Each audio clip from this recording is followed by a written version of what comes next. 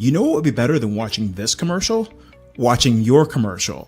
Join the party that is Make Your Day Richer TV by advertising your brand, business, or project during the show. Use us to promote what you're doing to make our viewers' day richer. Scan the QR code or visit makeyourdayricher.com/advertising to start promoting today.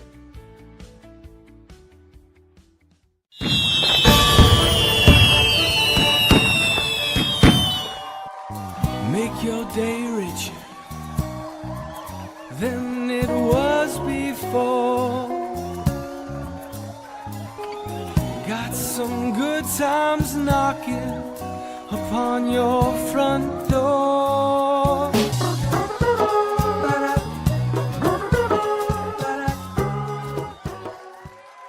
Well, we're back, everybody. Hi. Oh, all right. I know everyone's clapping because we had 160,000 views and downloads over the weekend. I know. Thank you. We left on Friday with 140, and today we're sitting at 160. Thanks to our number one show last week with Scott Edwards and Susan Murray, The Laugh Track of Life.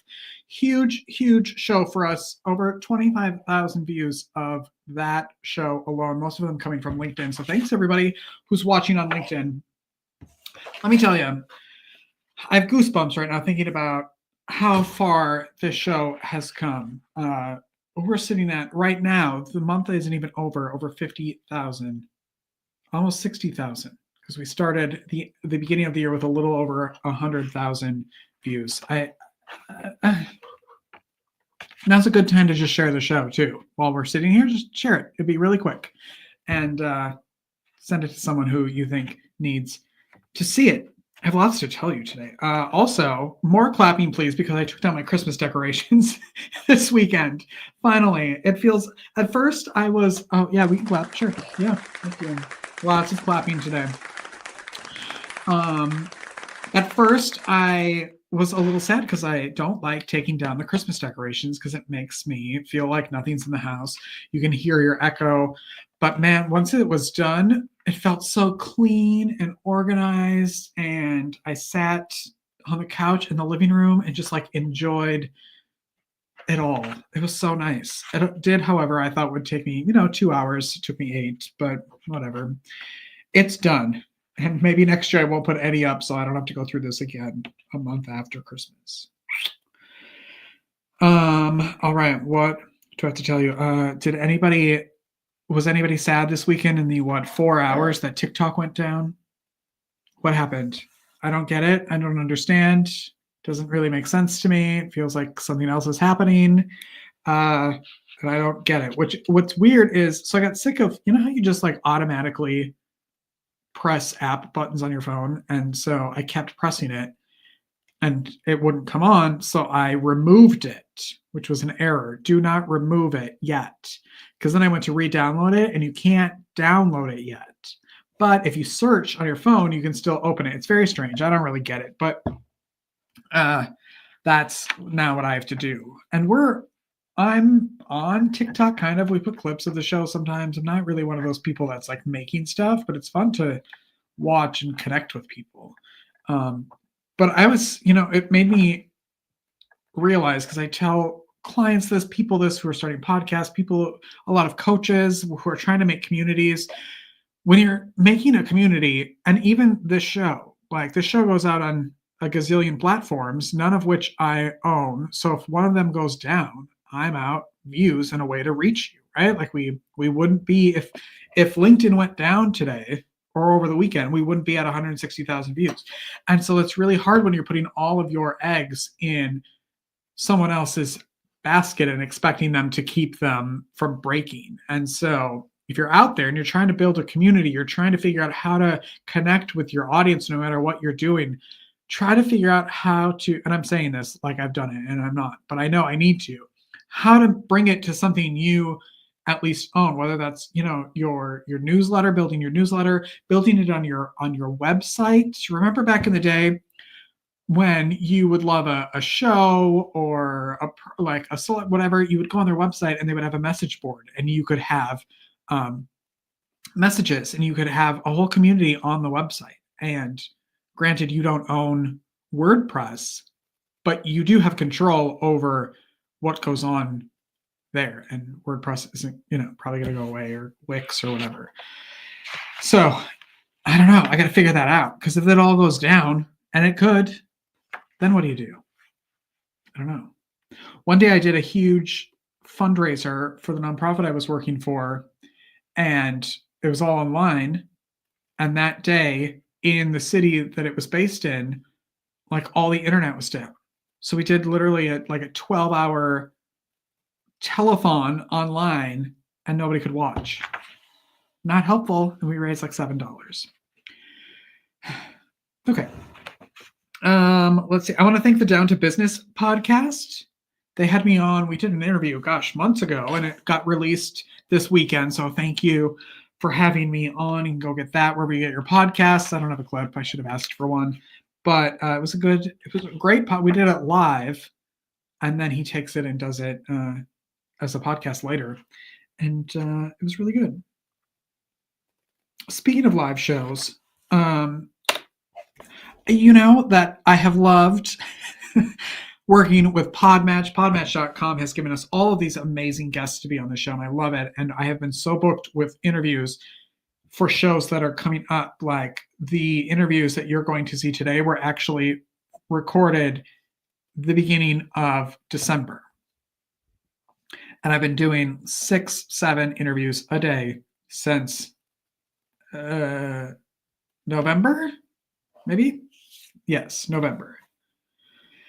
And I'm realizing that I miss live interviews. And so I think we're going to go back to all live shows. Live guests, live interviews. We've got a lot already, like I said, like the ones from today. We have a lot that are already recorded, so we're going to mix those in.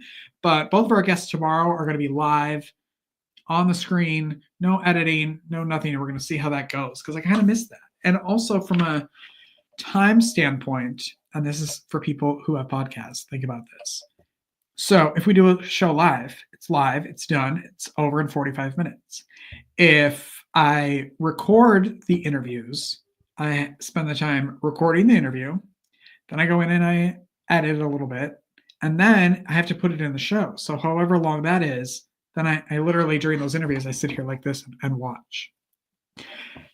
And so I'm spending so much more time on one interview when we could just do it live for you here. You could interact. You can ask questions. When you're asking questions for the guests, we can just ask them, right? So we can have more interaction with you as well, the viewer or the listener. So I think we're going to start doing that. And we're going to figure out I'm working with guests that we already have lined up for future pre-recorded episodes to put them on a live show. So if you're watching this and you have an appointment to record an episode and you just want to do a live show, just tell me and come on a live show, because we're gonna figure that out, because it's just gonna be more fun for everybody involved, I think. Okay, I think I'm out of time. So we're gonna go, and I will tell you it's National Disc Jockey Day, and I was gonna tell you a story about how I used to be a disc jockey at a bowling alley, and there would be fights that would break out, and I would usually get to go home early. It was Fridays and Saturday nights, and fights would break out in the bowling alley part. I was DJing in the bar, and people were throwing bowling balls, bar stools. It was a pretty rough bar I was at, and the cops were usually called. And I was going to tell you that story, and I kind of just did. But I'll tell you that next year on National Disc Jockey Day, because we have a good show. So I should go. Oh, I also want to thank Dr. Ruth Roberts, who is going to be on the show soon. We recorded it early. And we're going to talk all about pets. And she sent some stuff for winter. So how sweet is that? So thank you, Dr. Ruth Roberts. You'll see her in a couple weeks on this show. So go check her out. All right, let's start the show, shall we? Let's. My first guest has negotiated with drug kingpins, navigated the high-stakes world of Miami's cocaine cowboys, and stared down some of the most dangerous criminals in court. But today, he's traded his power suits for something a little more zen. He's a former top-tier criminal lawyer turned mindfulness guru, meditation expert, and best-selling author. His story is one of radical transformation, unexpected twists, and the power of finding inner peace, even in the most chaotic of circumstances. Please give a warm welcome to Bob Martin. Morning. Good morning. Thank you for having me. Thanks for being here. Congratulations on such a wide array of a life. I think it's amazing. Thank you so much. It's been a wild and crazy road. I bet. So my question, I mean, like I was saying in the intro, like you have done so many different things that are so varied. What did you want to be when you were a kid, when you grew up? To tell you the truth, I grew up in a carnival, and all I wanted to do was sell enough hot dogs during the summer to not have to work in the winter. Wait. You grew up in, like, your parents were in a carnival? Yeah. We were the cotton candy popcorn folks. Oh my gosh. What was that experience like? It was very different. I mean, we didn't. It was a family. And in those days we weren't so politically correct, and so all the different ethnic groups were called by their nicknames. I won't even mention them now. Don't get us kicked off Facebook. No, I won't. But I'll just say the so-and-sos, So the so-and-sos put up the rides, and the so-and-sos had the games, and the so-and-sos did this, and the so-and-sos did that. And but it was a big old family, and you could trust anybody in that group to your life. You could leave your wallet in the mess room and it wouldn't be touched. But the culture was that when somebody walked into the park, they were a mark, and your job was to relieve them of their money. Yes, of course. Yes, after all. How long did you do that for? That was up until, I suppose, I went to college. My dad, finally got to a point where all he had to do was work in the summer and not in the winter.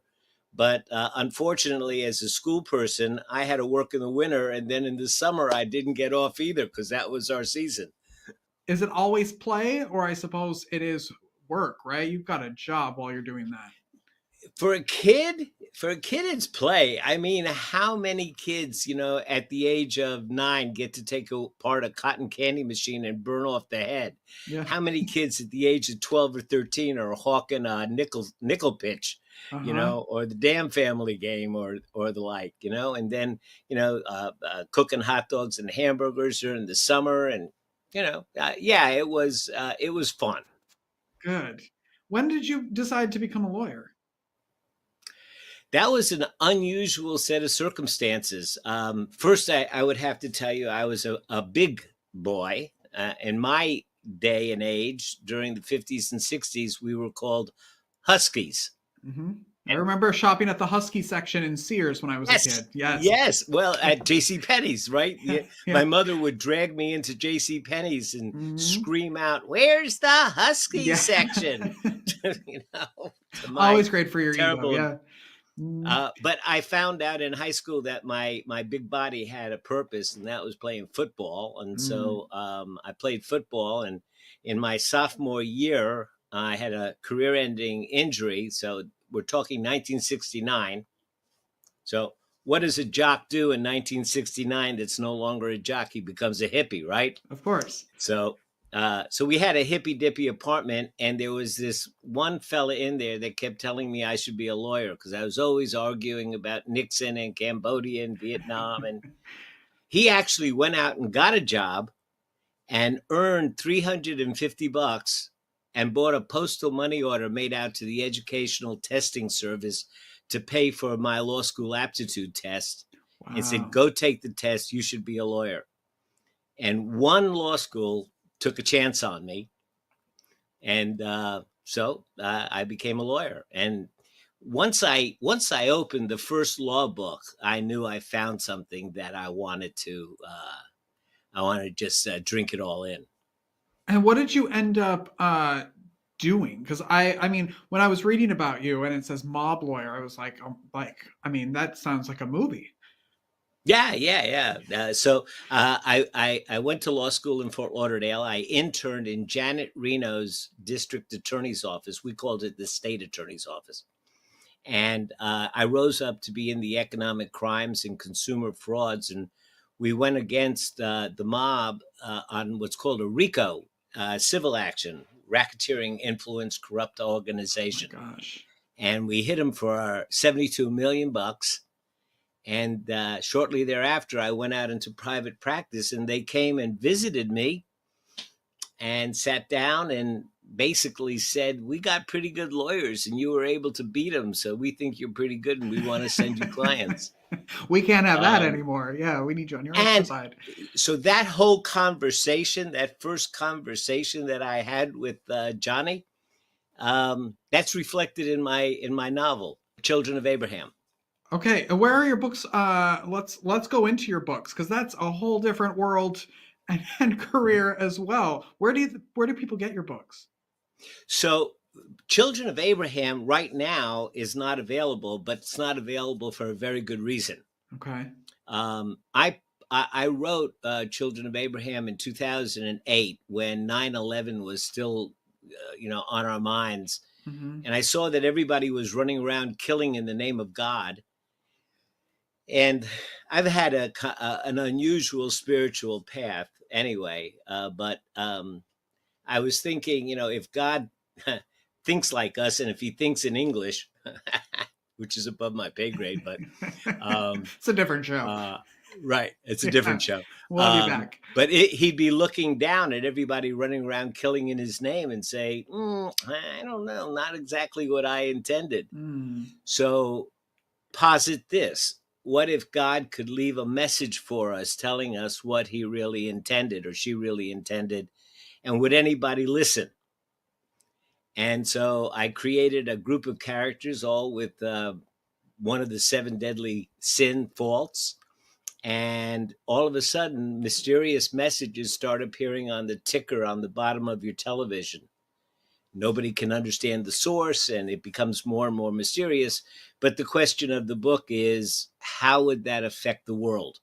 And which one of these characters would be capable of redemption, much less be able to redeem or take the messages seriously? And how would it affect the Muslim community or the Christian community or the Catholic community or the Jewish community? So I got to play with all those questions in the book, and still leave what I thought was a pretty fast-paced mystery novel. So that was that book. So we ask about publishing. I actually self-published that book in 2008. And I had some success with it, selling it, on my own. It's a hard road, self-publishing. Yeah. And everybody thinks that the difficulty comes in the writing and the getting it out on the market. But it's getting the marketing done, getting people to know it, getting it sold. That's where the real work comes in. So I had some good success with it, sold a few thousand copies, and it hobbled along. Then I came to write my second book, which is not a novel. I came to write that because I grew up as a non-theist, Taoist, Buddhist, wound up marrying a conservative Southern Baptist Bible literalist. And she's a saint, and I love her dearly. I mean, she is a saint. And by the time I married her, we both had those same values of wanting to ease the suffering of others. And so we met there, but our cosmologies were so different. So she thought my stuff was just plain old weird, and I couldn't accept her science. And so I started thinking, well, it's funny. What Jesus taught and what Lao Tzu wrote about in 4,000 years ago is virtually the same. I mean, for all intents and purposes, Jesus could have been a Buddhist priest, teacher, could have. I mean, because he taught the same lessons. So I said, is there a way for me to transliterate, to reimagine those Taoist writings in Christian terminology? So I started playing with that. And I think of myself as a bit of a poet. And so it is kind of lyrical. And I started showing my wife, and she goes, oh, is that what you meant? Oh, is that what your stuff is about? Oh, and so it was kind of like a Rosetta Stone, a way of Wow. translating ourselves to each other. And Hmm. it led to, I have to tell you, it led to a much, much deeper connection between me and her. Oh, wow. And eventually we found a very progressive church that was broad enough to accept her literal interpretation of the Bible and my metaphorical interpretation of it. So she's happy I'm going to go to heaven with her now because I've been Oh. saved, and I'm happy that I'm happy she's going to be reincarnated with me. What does it feel like when you're? I mean, obviously, you have been a lover of as a lawyer. Like words mean things, right? And words have a great way of moving people. What was the difference, or what did you learn while writing the books? Oh, ha! I don't know that I've ever been asked that question because the task is so uh, focused on my characters learning Mm-hmm. things. I've Mm-hmm. never thought about what is it that I learned. Um, well, I suppose I learned that. Yeah, there it is. Um, I, like so many folks, suffer from imposter syndrome. I go around thinking that if people only knew that at heart I'm really just a carny, not a lawyer, if they knew that I fooled the law school into accepting me and I tricked the bar association into licensing me, and I still go around with that big feeling like if they only really knew who I really was. And I suppose what I learned is that, I can do things. Mm, I suppose I learned that if I stick to it and I keep at it, I can accomplish stuff. And it gave me a certain feeling of I'm okay. yeah. I like that answer. When did you get into meditation? Have you always been into meditation? No, no. No. Um, while I was a mob lawyer, confessionally, I'll just tell you, it was the cocaine cowboy days. There was a lot of cocaine around. I Uh-huh. did a lot of cocaine. My life was kind of falling apart. I was seeing a therapist, and one day he started, in answering a question, he started throwing coins, and I freaked out. Turned out that he was actually throwing the coins of the I Ching, which is a Taoist practice of occupying the rational mind while your intuitive mind works on something. Mm, And I was introduced to Taoism, and that led to Buddhism, and Buddhism leads to meditation. And so I started meditating around the beginning of the century, 2000. Seems weird to put it in those terms, the beginning of yeah. this century. It's like so long ago. Yeah. And eventually was recruited to go into teaching, and went into a 2-year training period where I was taught how to teach in the Tibetan method, and then finally in a more current Western method. So now that's what I do. I teach meditation. Oh, as someone who meditates every day, I always love when I see that people on here are doing it because I think there's not necessarily a fear, but a judgment of meditation that it's, a 3-day silent retreat and it takes a lot of time and you need, Right. all of the things. Can you talk about how easy it is to meditate really? Well, the biggest misconception is that you're supposed to quiet your mind. And people, I can't meditate because I sat down for 2 seconds and my mind went crazy. And it's not about quieting your mind. It's actually about acknowledging and watching and befriending all the craziness in your mind. Mm-hmm. And then reconnecting with, um, the scientists call it metacognition, thinking about your thinking. So meditation is really thinking about your thinking in a kind of structured way that allows you to I would say, redesign your thinking. Everything that happens to us goes into a database, and that database produces a lot of automatic thinking.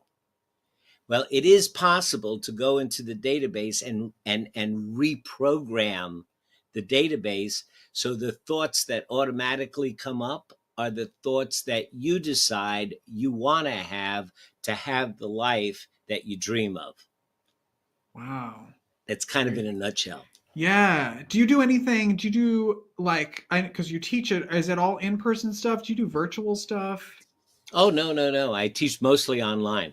Okay, good. Because Duke University studied how the Western mind might be attracted to learning meditation. They came up with this big digital infrastructure. So I could say to you, if you give me 1 hour a week for 5 weeks and promise me that you'll practice 10 minutes a day, I can put you in a place where you will know what meditation is and whether or not it's the right thing for you to practice. Mm-hmm. Mm. That's the whole commitment. 1 hour a week. Yeah. Where do people connect with you and follow you and support you? So that would be at my website, which is awiseandhappylife.com. I love that website. and there's as soon as you go there, there's a little button you can push, and there's a free. I wrote a 40-page primer on meditation, whether it's, is it for you, what it is, what it's not, here's how to do it, and here's some resources. And it's free, no obligation, because everybody's always asking me those questions. I figured, let me write it down, and hand it out. What do you love most about your life right now? What I love most about my life right now, well, are my dogs and my wife. Maybe not in that order. Depends on the day. We don't know. Depends on the day. Depends on what they say, stick your dogs and your wife in your trunk and drive around for 5 hours and then open it up and see who kisses you. But that's funny. Anyway, what I really, really love is that when I teach meditation, my students do their 10 minutes, then they log it, and the log comes to me. And every single morning I get up and read the log and I give them feedback. And so there's a dialogue that goes on for 5 weeks where I actually have the privilege and the honor of seeing their minds first struggle against the conditioning and then break free of it. And then all the possibilities and potential that they themselves have that they didn't know or weren't aware that they had starts to come forward. And I get to see that happen. Yeah. What could be cooler than that? You've had a life of service and of helping people. It has to feel kind of wonderful to be you, I would guess. Yeah, yeah. Yes, it does. I even said to my wife the other day, I think that you're proud of me. And she said, well, why wouldn't I be? So yeah, that's nice. We're going to get that imposter syndrome out of you. I promise. That's my goal. I can't thank you enough for being here. I appreciate it so much. Oh, no, this has been a pleasure. Wonderful, wonderful conversation. Thank you so much for having me. And thank you for what you do. No, stop. I just sit here and talk to people. You must feel at home because this is a carnival background. So yeah. I could see your stand over there is probably right behind the Ferris wheel. The calliope. The calliope. I love live music. You could be like my house band. Bob's website, like he said, is awiseandhappylife.com. Go get his books, I Am the Way, and then Children of Abraham when it's released in bookstores. How exciting. Bob, thank you so much for being here. We're going to take a break, and we'll be right back with the founder of the AZIZA Project, Stephanie Berman, right after this. Don't go away. You know what would be better than watching this commercial? Watching your commercial. Scan the QR code or visit makeyourdayricher.com/advertising to start promoting today. For over a decade, my next guest suffered with multiple gynecological pain generators, searching for answers from countless doctors and specialists. When the medical system seemed to fail her, she refused to give up. She's turning her own struggle into a lifeline for other women going through. Roll it back. I can't read. She's turning her own struggle into a lifeline for other women through the AZIZA Project. Please welcome Stephanie Berman. How are you? I'm doing okay. I just said I was a little bit tired this morning, so hopefully some rest this weekend. Good. Are you a coffee drinker? Are you like... I'm not. I've just been drinking water all morning. I'm actually doing intermittent fasting right now, so it's only 9:45 here this morning. So I haven't eaten yet today. So Okay. Well, can we dive into that? Because I do intermittent fasting too. I just want to talk like completely not related at all. But how long have you been intermittent fasting? I did it a couple years ago for about 8 months and lost a bit of weight. It was really slow. And then I got diagnosed with insulin resistance, and they slapped me on metformin twice a day, which I had to take with food. So then I had to stop intermittent fasting. And then I just started gaining weight again. And I'm like, I finally landed with a primary care provider that I really enjoy. And so I just went into her office a couple weeks ago. I'm like, I can't keep doing this. I can't keep gaining weight. I got to do something else. I know intermittent fasting had worked for me before. Can I please try it again? And she's like, yes. And by now I'd been switched to a extended release metformin, so I take it at night. So I'm like, okay, I'm gonna take when I eat dinner, and I'll do like 12 to 8 eating window because that's what works better for my lifestyle. And she's like, yep, just do whatever works, because that's how you keep it up. So yeah. Well, I do like I've done it on and off, but I've been really consistent the last probably like 6 months or something. But I do 11 to 7 because if I like 11 o'clock, you don't want to see me like super hungry. And by like 10:30, 11, I'm like after the show, I'm like, okay, I need to inhale food. Have you ever done, but I learned I was really bad at it when I first started because I wasn't drinking coffee. And then because I don't do any research on anything, I just believe what everybody tells me. Someone said, well, you can have coffee before, like when you're intermittent fasting. And I said, oh, well then salt. So, but you don't do coffee while you're fasting. No. I have to. Otherwise, I'd probably be yelling at you right now if I didn't have coffee already. I'd be so crabby. That wouldn't Have be you ever done? No. Have you ever done the fasting, like the 72-hour fasting or anything like that? No, not yet. But I'm definitely like considering a longer fast because I'm like, I can see how my blood sugar starts to like drop and get better when I get closer to like 14, 15, 16 hours. I'm like, oh, okay, I see how this works now. Yeah. So yeah. I'm really like, I wonder what would happen is kind of like the stage of mindset I'm at right now. Okay. Well, maybe we can connect after and we can like help each other through that time because I really want to do it. I would love to do it. And I have seen all the like documentaries and read the things about it, which I really am interested in it. So maybe we can help each other. That would be fun. Okay, great. Well, and then we'll come back and give everybody an update. But that's not why you're here, Stephanie. No. That's not why she's here. But I'm glad you're here for that too. Tell everybody about the AZIZA Project. Like, what is it? And then I want to go back into how you and why you started it. Okay, so the AZIZA Project is a nonprofit that offers hope to women who are suffering from complex gynecologic pain by providing funding for them to see a doctor who has the knowledge, training, and compassion to figure out what's going on. Oh, and it seems like it would be a no-brainer that there would be people out there that have like that it would be easy to find. But is it not easy to find? Find doctors, you mean? Yeah, like the right people to see. Yes, it's very hard. For a whole variety of different reasons. First, 40% of women will have a complex gynecologic issue at some point in their lifetime. So that's a lot of us. That's actually more than the entire diabetes population in the US. Wow, that's insane. Yeah. And yet insurance doesn't cover a lot of the testing that needs to be done a lot of the time, or they'll deny it or whatever. So insurance can be an issue. And sometimes there's not even like a code, because what happens is your doctor has to send a code to the insurance company to tell them what they did. And sometimes there's not even a code for the procedure that's the gold standard treatment for the type of pain this woman's having. And so that's a barrier to care.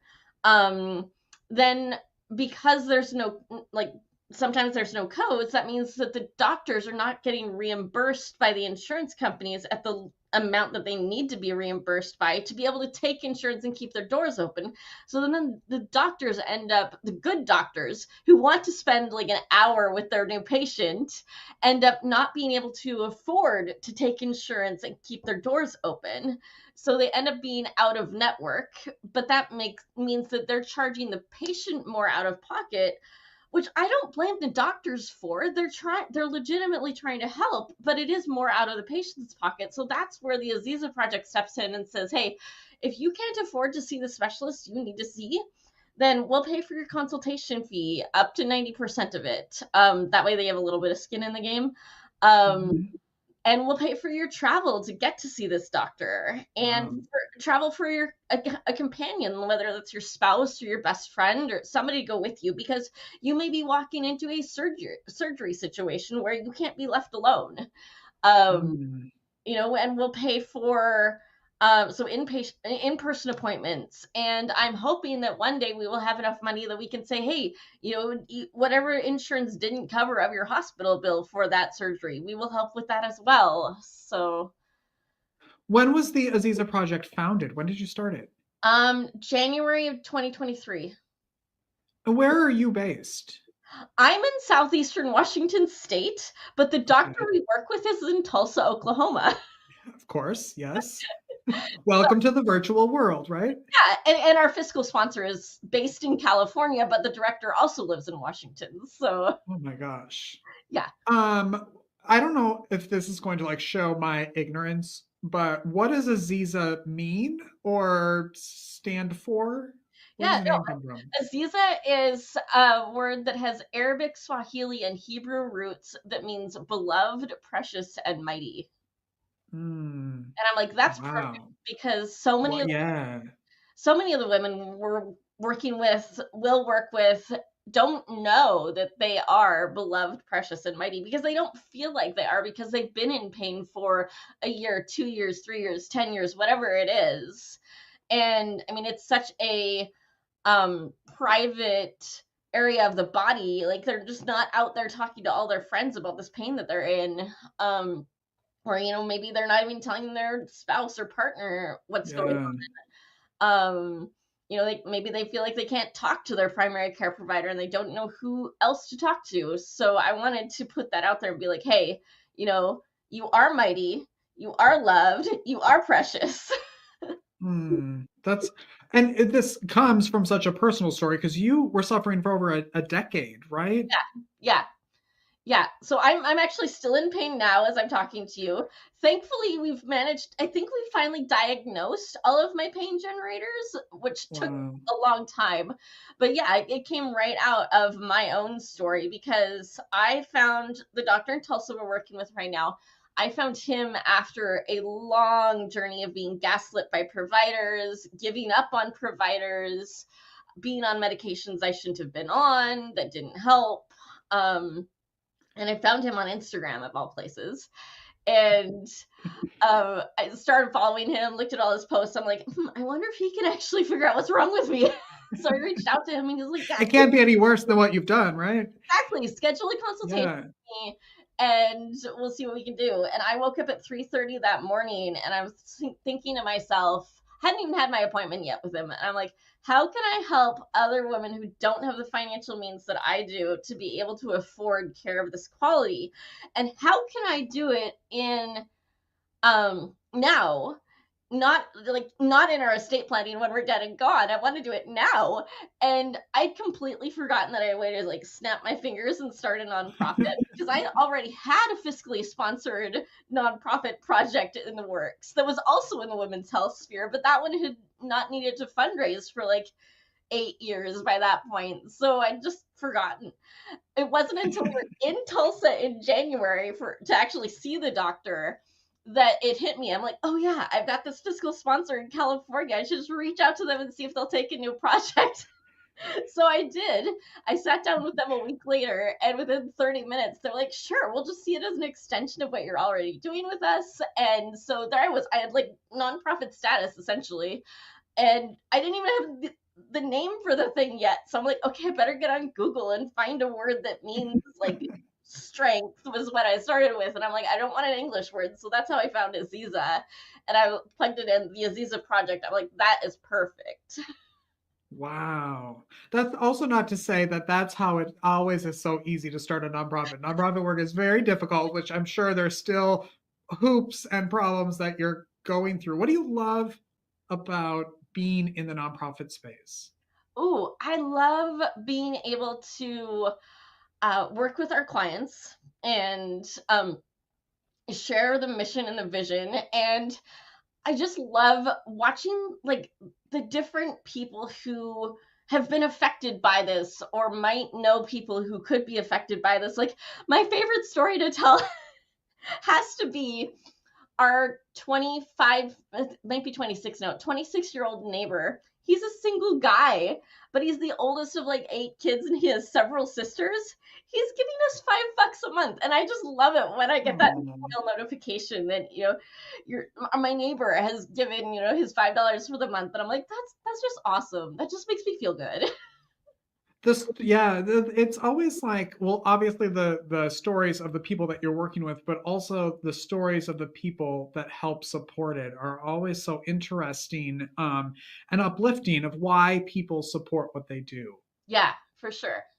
From the nonprofit standpoint, how can people help support what the AZIZA Project? Like, what kind of help are you looking for?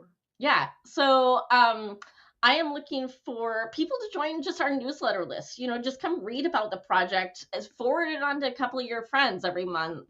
Help us spread the word, because that's the first piece of getting more funding. If you have $5 to spare each month, that's the biggest blessing for us right now. And if you can do more than $5, that's even better. And I'm always looking for more volunteers. We are starting to put together like a little bit of a social media team. I would say right now I'm still writing a lot of the social media posts, so I would love to find another social media volunteer who can kind of take some more of that off my plate. Now that we had another volunteer come in, she kind of set up a social media schedule for us. And so we're trying to post 3 times a week, Monday, Wednesday, Friday. And that's just something that I could get off of my plate. It's not something that I enjoy doing necessarily. I know it's necessary, but if there's another volunteer out there who sees this and is like, hey, I've dealt with chronic gynecologic pain, I could happily step in and take this over, I would be more than happy to talk with them. Okay, good. And how can they do that? What's the best way to contact you? Go straight to the website, azizaproject.org, and there is literally a button that says schedule with Stephanie. Oh, cool. Yeah. Perfect. Easy. I want to know if there are signs or things that people should be looking for when it, like, beyond just normal pain. Yeah. That, like, So here's the thing about gynecologic pain is a lot of the time these very more complex pain issues show up very similar to a common pain issue like yeast infections. Their primary symptom is itching, but yet if you have a nerve issue in that same area of the body, it can also show up with itching. So I would say, hey, if you keep getting diagnosed or your doctor keeps saying, oh, it's a yeast infection, but your swabs keep coming back negative, it might be a nerve issue. And your average gynecologist is not going to be able to figure that out without some deeper testing.